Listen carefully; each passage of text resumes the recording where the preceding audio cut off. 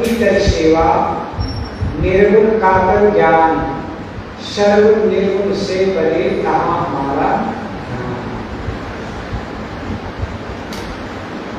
आदमी प्रायः किसी न किसी उपास्य की उपासना में लगा हुआ होता है और सबकी उपासना का केंद्र सगुण।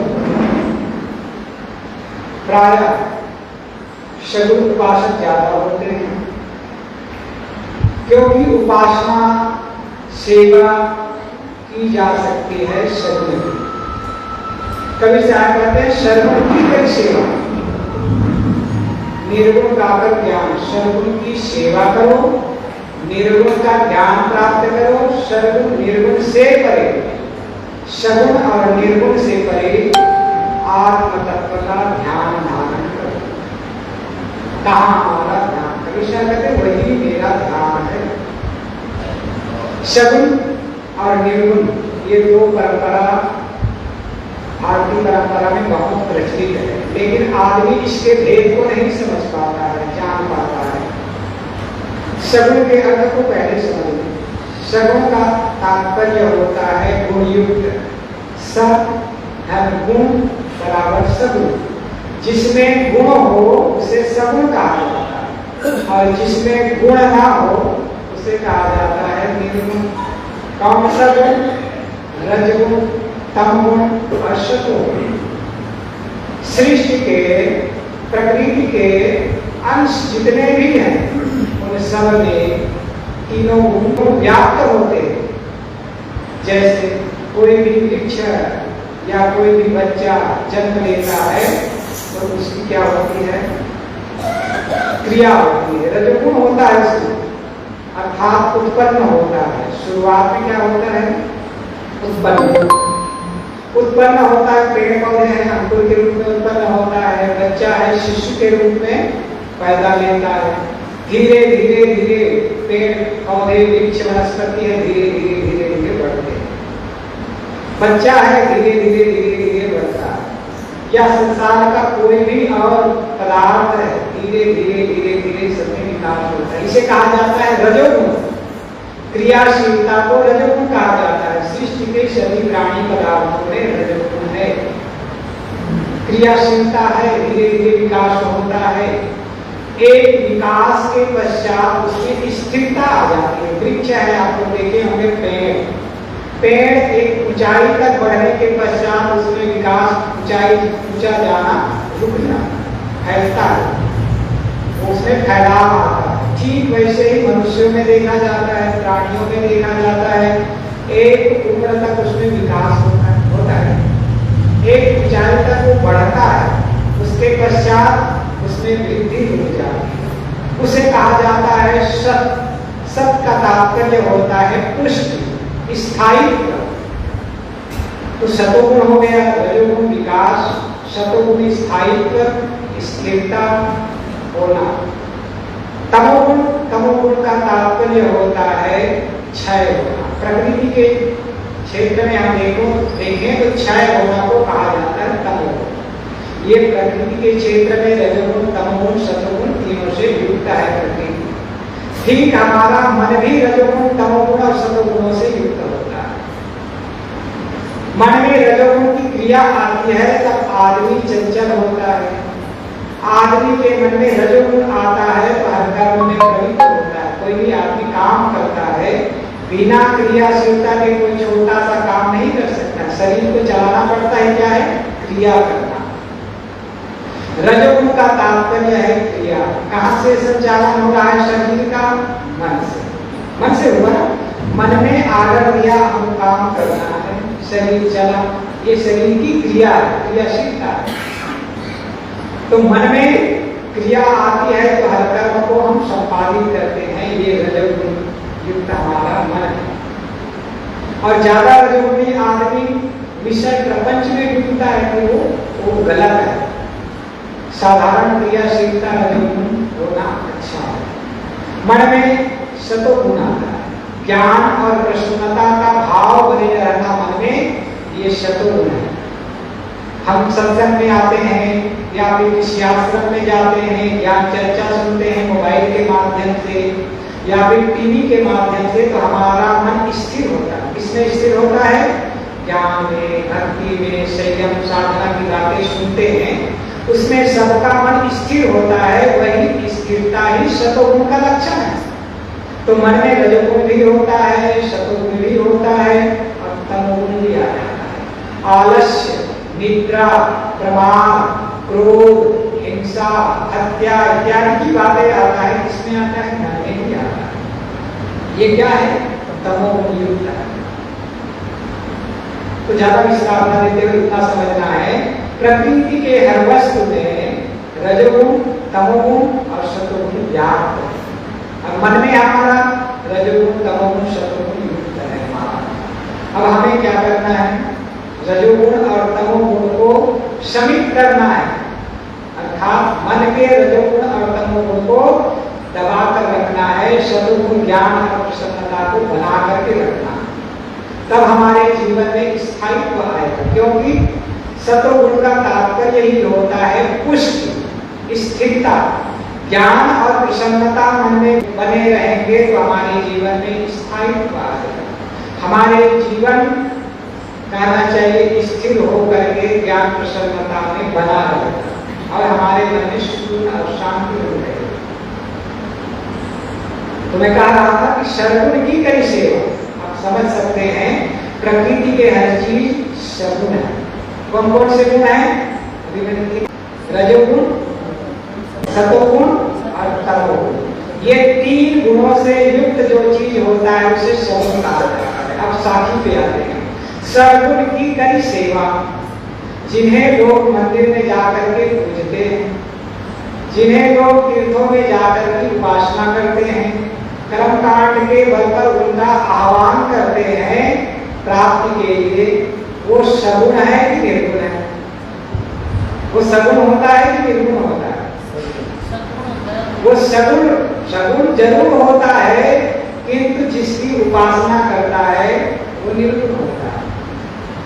सगुण हमें दिखाई देता है, कोई व्यक्ति के रूप में तो होता नहीं, वस्तु के रूप में होता है। पत्थर का, धातु का, कागज का, मिट्टी का, लकड़ी का इत्यादि मूर्तियां होती है। हालांकि वो सगुण है, लेकिन सगुण साकार के आदमी पूजा में लगा रहता है। यहाँ पर सद्गुरु कवि साहब के कहने का भाव ये है कि प्राणियों की सेवा। सगुण का तात्पर्य प्राणी। आज आदमी प्राणियों की सेवा नहीं करता है। किसकी सेवा करता है? जड़ की सेवा करता है। कबीर साहब का उद्देश्य ये नहीं है कि मंदिर में मत जाओ, पूजा स्थलों में ना जाओ, तीर्थों में ना जाओ या फिर अन्य जगहों में ना जाओ, ऐसा कहना नहीं है। किंतु वास्तविकता को समझो। जिन्हें तुम सगुण मान करके सेवा करते हो, जिनको सेवा की आवश्यकता हो, उनकी सेवा होनी चाहिए। हमें एक चीज समझना है, मंदिर में जो मूर्तियां रखी जाती है, क्या उनको सेवा की जरूरत है? एक जगह की बात है, मैं कहीं आ रहा था मध्य प्रदेश, तो जबलपुर में रुका था, ठंडी का दिन था। तो एक मकान में रुका था, उनका 2 मकान था, दूसरे मकान में भोजन के लिए जा रहे थे। तो लाते लाते ठंडी के दिन में कहा था, ये नया नया मंदिर बना हुआ है, इसमें भगवान की मूर्ति स्थापित किए हैं, ठंडी ना लग जाए करके इनको कंबल उठाए। उसने क्या कहा? मूर्ति को ठंडी ना लग जाए, ठंड ना लग जाए, बीमार ना पड़ जाए, इसलिए उनको कंबल उड़ा करके रखे। आश्चर्य की बात है। पत्थर की मूर्ति होगी, धातु की मूर्ति होगी या लकड़ी की मूर्ति होगी, जिसकी भी मूर्ति होगी, क्या उसको ठंडी लग सकती है? ठंडी लगेगी? ठंडी नहीं लग सकती। जिसके अंदर चेतना होगी, जिसके अंदर में जो शरीरधारी प्राणी होगा, उसको ठंडी भी लगेगी, गर्मी भी लगेगी, ओला भी लगेगा, पाला भी लगेगा। किंतु पत्थर की मूर्ति को या फिर पत्थर के पहाड़ को ठंडी गर्मी लगेगी? नहीं लग सकती है। तो पत्थर की मूर्ति है, हालांकि उन्हें भगवान के रूप में प्रतिष्ठापित किया हो, उन्हें क्या ठंडी लग सकती है? बहुत से बड़े बड़े मंदिरों में जाकर के देखेंगे तो गर्मी के दिन में एसी लगा रहता है। अब उस भगवान की मूर्ति को, जिन्हें भगवान मानकर पूजते, उसको ऐसी भी जरूरत है नहीं है। उन्हें भोजन की भी जरूरत नहीं है, किंतु लोग भोजन भी ग्रहण कराते, भोग लगाते हैं। जिन प्राणियों को भोजन की आवश्यकता है, गरीब है, उन्हें भोजन नहीं मिलता है, और जो धनी आदमी होते हैं उनकी भोजन की व्यवस्था नहीं करते हैं, किंतु मंदिरों में 56 भोग की व्यवस्था करते हैं। कहना चाहिए, ये तो और कठोर शब्दों में कहें तो जिनका भोजन होता है उससे छीना जाता है, और जिनको भोजन की आवश्यकता नहीं उनको भोजन दिया जाता है। यही दुनिया में हो रहा है, ये आश्चर्य है। इसीलिए कवि साहब को कहना पड़ेगा, सर्वगुण की करी सेवा। जो शरीरधारी प्राणी है वो सेवनीय है, सेवा करने को योग्य है। जो भी मनुष्य है शरीरधारी है, उनकी सेवा हो। आज आदमी को देखा जाता है शरीरधारी प्राणियों की सेवा से दूर होते चले जाते हैं। क्यों? क्योंकि शरीरधारी प्राणियों की सेवा जटिल होती चली जाती है। पहले सरलता थी, शिक्षा कम थी, तो आदमी अपने परिजनों की सेवा करते थे, ज्यादा दूर ना जाए। अपने घर के माता पिता बड़े बुजुर्गों की सेवा करना आज कठिन होते चला जा रहा है। मंदिर की माता की सेवा आदमी कर लेता है जिसने एक मक्खी पैदा नहीं किया, और घर की माता ने जिन्हें हमें जन्म दिया है, जिसने पाला है, पोसा है, अपना अमृत रस पिलाया होता है, उनकी सेवा करना आज कठिन हो गया है। इसलिए आदमी परावलंबी होते चला जा रहा है। इसलिए कवि साहब को कहना पड़ा, सद्गुण की करी सेवा। जिन्हें तुम मंदिर में पूजा करने के लिए, सेवा करने के लिए जाते हो, उसको सेवा की जरूरत नहीं। घर की माता है, घर के बुजुर्ग पिता है या दादा है, उसको सेवा की जरूरत है। आज आदमी क्या करता है, बूढ़े बुजुर्ग हो गए तो उसको पानी देना भी कठिन हो जाता है। ये कहते हैं, कई घटनाएं देखने और सुनने को मिलती है। एक घटना अचानक याद आ गया। एक बूढ़े बुजुर्ग थे, यही शायद दिल्ली के आसपास की घटना है। कहा जाता है कि वो बूढ़े बुजुर्ग को पानी नहीं मिला, भोजन नहीं मिला, तो वो घर के कमरे में ही तड़प तड़प करके शरीर छूट। घर में लोग भोजन कर रहे हैं, ऐसा भी नहीं कि गरीब आदमी, संपन्न आदमी है, लेकिन बूढ़े बुजुर्ग को भोजन देना भी कठिन होते चला जा रहा है। तो सेवा की कहाँ, सेवा की जरूरत जिनको है उनकी सेवा नहीं हो रही। आज आदमी भटक करके कहाँ जा रहा है कुछ पता नहीं चलता। तो माता पिता असली देवी देवता कहना चाहिए। मंदिर में पूजते हो, उसने हमें कुछ भी नहीं, एक चीज और समझना है, देवी देवता किसे कहा जाता है, मैंने कहा भी था, ददाति नित्यं स देव। देवी किसे कहा जाता है, जो देती है उसे देवी कहा जाता है, और जो देता है उसे देवता कहा जाता है। ददाति, ददाति का तात्पर्य होता है देता है। ददाति नित्यम, नित्य, नित्य का मतलब होता है रोज रोज हर क्षण। ददाति नित्यम स देव, उसे देवता कहा जाता है। माता ने हमें शरीर दिया, जन्म दिया, पाल पोस करके बड़ा किया और गुणवान बना दिया, और जीवन पथ पे चलने के लिए हमें योग्य बना दिया। पिता ने कमा कमा करके अन्न खिलाता है और पढ़ा लिखा करके योग्य बनाता है, और जो संपत्ति होता है उसका मालिक बना देता है। सब कुछ देने के पश्चात उनका आशीर्वाद हमेशा बना रहता है कि मेरे बेटे की हमेशा उन्नति हो। ये आशीर्वाद है ना, तो आशीर्वाद तो निरंतर बना रहता है। तो देवी देवता कौन हो, माता पिता हमेशा निरंतर दे रहे हैं। अब उन्हें देवी देवता नहीं माना जा रहा है, देवी देवता मान करके पूजा उपासना किया जा रहा है। मंदिर में, तीर्थों में, देवालयों में जाकर के आदमी उन्हें भगवान और देवी माँ देवता मान करके उनकी उपासना में लगा। इसलिए कवि साहब कहते हैं, सद्गुण की करी सेवा। सद्गुण की सेवा तो करो, लेकिन सद्गुण कौन है इसे भी जानो।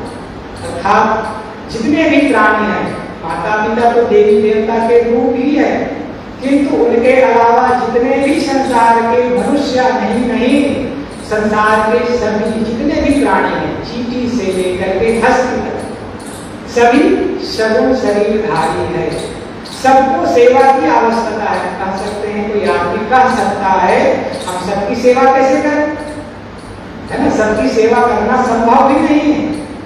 तो गुरु जी कहा करते थे कि यदि किसी को तकलीफ पहुंचाने की भावना नहीं है, किसी की अनिष्ट करने की भावना नहीं है, तो मानव सबकी सेवा हो गई।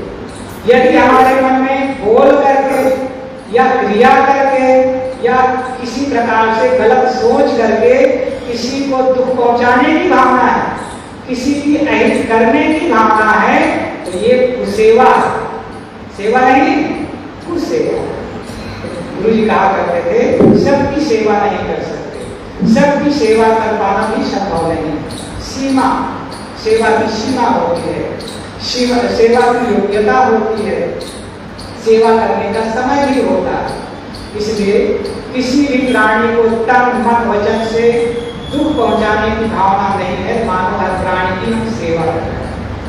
कभी शायद कहते सगुण की कई सेवा, सगुण की सेवा करो, निर्गुण का करो ज्ञान। सगुण मैंने बताया रजोगुण तमोगुण सतोगुण युक्त जो भी प्रकृति है वो सगुण है। और इसमें कहा गया प्राणी ही सगुण परमात्मा के रूप में उनकी सेवा करें। निर्गुण का कर ज्ञान, निर्गुण जिसमें गुण नहीं। अब जिसमें गुण नहीं है वो कौन है, तो कौन सा गुण नहीं है, रजोगुण तमोगुण सतोगुण तीनों गुण नहीं है, वो निर्गुण है। किसमें नहीं है रजोगुण तमोगुण सतोगुण, रामचंद्र जी कह रहे हैं जीवात्मा। जीवात्मा में रजोगुण तमोगुण सतोगुण नहीं है। क्यों नहीं है, ना आत्मा जन्म लेती है, ना वो बढ़ती है और ना ही नष्ट होती है। तीनों चीज नहीं है ना, बढ़ना, जन्म लेना, बढ़ना ये रजोगुण है, और स्थायी रहना सतोगुण है, नष्ट होना तमोगुण है। तीनों गुण नहीं है, वो एक रस रहता है, अजन्मा है, नित्य है, शाश्वत है। इसलिए जीवात्मा तीनों गुणों से परे है, वो निर्गुण है, किंतु उनका अपना गुण है। कौन सा गुण है, ज्ञान का गुण। इसलिए आत्मा ही निर्गुण है। ईश्वर देवी देवता परमात्मा जिसे ब्रह्म का करके मानते हैं, उसमें ये चीजें नहीं है, जीवात्मा ही निर्गुण है। कभी क्या कहते हैं, निर्गुण आत्म तत्व का ज्ञान प्राप्त हो।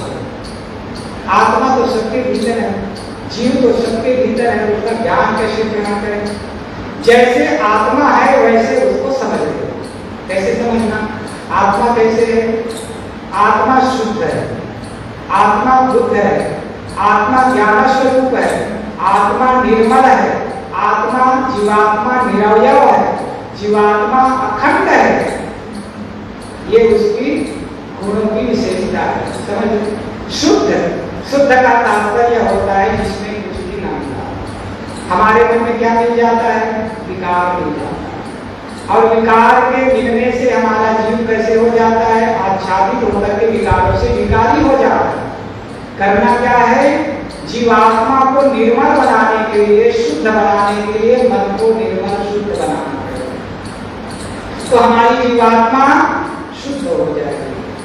आत्मा तो शुद्ध है ही, किंतु मन के आवरण में होने से, शरीर के बंधन में होने से हमें आभास होता है कि वो विकारी हो गया। जैसे पानी अपने आप में शुद्ध होता है।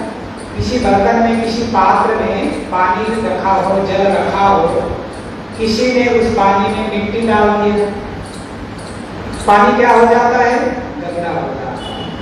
पानी में हमें लग रहा है कि गंदगी आ गई है, गंदगी का कण अलग है, पानी अलग है, बस उस गंदगी को छान कर निकाल दे, पानी शुद्ध हो जाता है। ठीक वैसे ही हमारे मन में गंदगी आ जाती है तो लगता है कि आत्मा दूषित हो, मलिन हो गया। उस मलिनता को निकाल दे, आत्मा अपने आप में शुद्ध बुद्ध है। जैसे पानी शुद्ध सरल है, पानी निर्मल होता है, उसमें आक्षेप आ जाता है, गंदगी आ जाती है, वो बाहर से आक्षेपित होता है। वैसे ही हम सबके मन में गंदगी आ जाती है, काम का, क्रोध का, लोभ का, मोह का, विषय का, इन आक्षेपों को निकालना, जीव को शुद्ध करना बुद्ध है। जीव बुद्ध का तात्पर्य ज्ञान स्वरूप है। बुद्ध का तात्पर्य जागृत स्वरूप भी होता है। तो जीव जागृत स्वरूप है, लेकिन हम क्या करते हैं, माया मोह में पड़ते हैं। तो बुद्ध स्वरूप आत्मा क्या हो जाता है, सुप्त स्वरूप हो जाता है, सो जाता है ना। हमारा मन मूर्छित हो जाता है, अर्थात जीव आत्मा शुद्ध होते हुए, बुद्ध होते हुए मूर्छित हो जाता है। अब क्या करना है, मन के मूर्छा, मोह के आवरण को हटाने का काम करना है, तो जीव बुद्ध हो जाता है। जीव क्या है, शुद्ध बुद्ध ज्ञान स्वरूप है। मन में ज्ञान आ जाता है, दुनिया के प्राणी और पदार्थों को देखते हैं तो उसको लेकर के मन में क्या हो जाता है, सुख का आभास है। धन मिला, धन में सुख का आभास आ जाता है। प्राणी मिला, प्राणी के मिलने से सुख का आभास होता है। पदार्थ मिला, पदार्थ के मिलने से सुख का आभास होता है। या फिर ये तो बहुत स्थूल हो गया। मान सम्मान मिला, बाहर से किसी ने बड़ी प्रशंसा कर दिया तो क्या होता है, मन में दुर्भाव आ गया, अरे क्या पूछना है, मेरे से बड़ा कौन, मन में ये आ गया, ये भी एक विकार है। तो कहने का तात्पर्य है, ज्ञान स्वरूप मन है तो मन में विकार ना आने देना। किसी भी आक्षेप को लेकर के मन विकारी होता है। विकार नहीं आ रहा है, इसका मतलब मन ज्ञान स्वरूप है, अखंड है। जीव अखंड है, किंतु हम संसार के प्राणियों पदार्थों के संयोग में पड़ करके हमारा चित्त विखंडित हो जाता है और हमें अपने अखंड स्वरूप आत्मा का भान नहीं होता है और थोड़ी थोड़ी बातों को लेकर के हम दुखी होते हैं ना। दुखी होने का मूल कारण होता है हमारा चित्त विखंडित हो रहा है, चित्त चंचल हो रहा है, चित्त विक्षिप्त हो रहा है, तभी जीव दुखी होता है, परेशान होता है, चिंतित होता है। तो अखंड स्वरूप जीव चेतन आत्मा है, किंतु हम प्राणी पदार्थों के संयोग में पड़ करके और मिलने पर, प्रिय होने पर या फिर अप्रिय होने पर सुखी और दुखी होते हैं। तो अखंड स्वरूप में हम नहीं होते, किंतु विखंडित होते जाते हैं। हमें क्या करना है, अपने अखंड स्वरूप को स्थायी बनाना।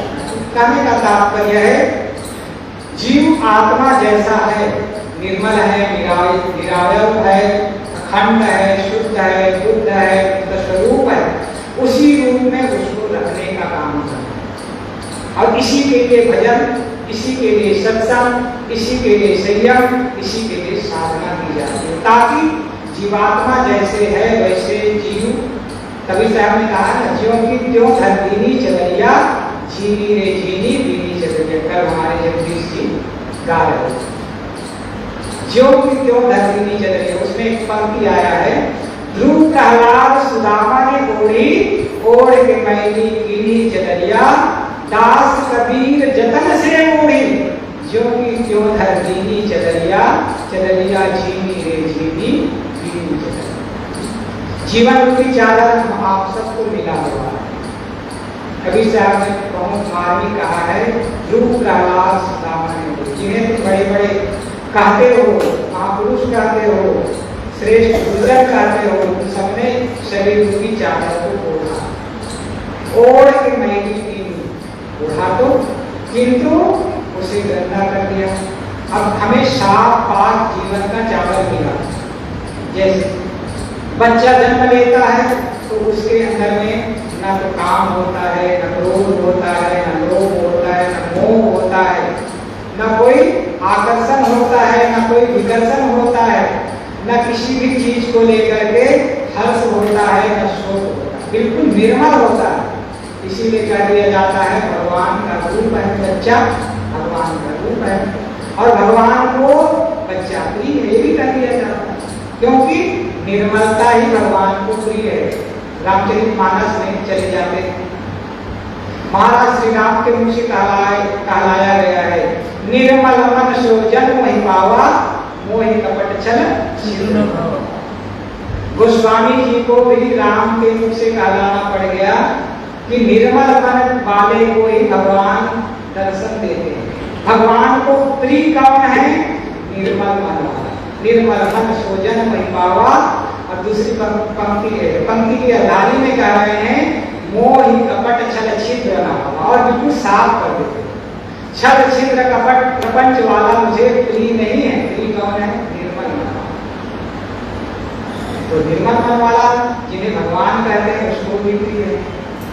कहने का तात्पर्य है, मैं कह रहा था कि बच्चा जब जन्म लेता है उसका जीवन बिल्कुल साफ पाक निराग रहता है। कभी से आप कहते हैं इसीलिए ज्यों की त्यों धरती चल रिया छीनी रे छीनी चल रही। तो मूल बात पे आते हैं। मैं कह रहा था निर्गुण का ज्ञान। हमारी आत्मा कैसे है? निर्गुण, रजोगुण तमोगुण सतोगुणों से परे, किंतु इसके अंदर में ज्ञान गुण है।